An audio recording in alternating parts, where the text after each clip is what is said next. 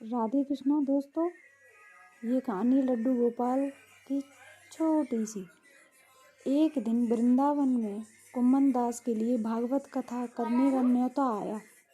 पहले तो उन्होंने मना कर दिया, परंतु कुछ लोगों के जोर देने पर वह तैयार हो गई। भगवान की सेवा करके वे कथा करके रोज वापस आया करेंगे। उन्होंने ऐसा तय किया। नियम भी नहीं छूटेगा और सेवा भी बनी रहेगी। अपने पुत्र को उन्होंने समझा दिया था कि मैं रोज कथा करने जाऊंगा, मैं भोग बना कर जाऊंगा, तो भोग समय पर भोग लगा देना। बेटे ने हाँ कर लिया। रघुनंदन ने भोजन की थाली ठाकुर जी के सामने रख दी और सच्चे मन से आग्रह किया कि ठाकुर जी आओ और भोग लगाओ। उसके बाल मन में यह छवि थी कि वे आकर अपने हाथों से भोजन करेंगे जैसे हम करते हैं।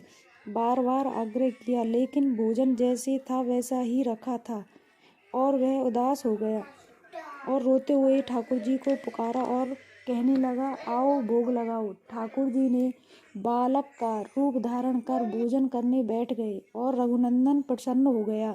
रात को कुम्मन दास जी लौट कर आए और पूछा कि भोग लगाया? बेटे ने कहा, हाँ लगाया। कुम्मन दास जी ने प्रसाद मांगा तो बेटे ने कहा कि ठाकुर जी ने तो सारा भोजन खा लिया। उन्होंने सोचा कि बच्चे को भूख लगी होगी तो खुद ने ही खा लिया होगा। अब ये रोज का नियम हो गया। कुम्मन दास जी को लगा कि बेटा झूठ बोलने लगा है, लेकिन क्यों? उन्होंने एक दिन लड्डू बनाकर थाली में सजा दिए और छुपकर देखने लगे कि बच्चा क्या करता है। रघुनंदन ने रोज की तरह ठाकुर जी को पुकारा और ठाकुर जी भी रोज की तरह बालक रूप में आए और भोजन करने लगे।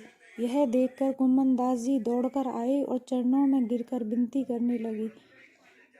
लड्डू उस समय ठाकुर जी एक हाथ में लड्डू, दूसरे हाथ का लड्डू मुख में जाने को ही था कि वे जड़ हो गए।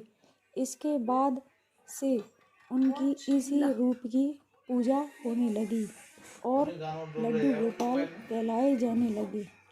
लड्डू गोपाल की ये छोटी सी कहानी आपको कैसी लगी? क्या कुम्मन दास और रघुनंदन की कहानी आपको अच्छी लगी? कृपया प्लीज़ सब्सक्राइब करें, कमेंट करके बताएं आपको यह छोटी सी कहानी कैसी लगी। राधे राधे भक्तों, और आगे भी कहानी कहेंगे अगले वीडियो में। राधे राधे।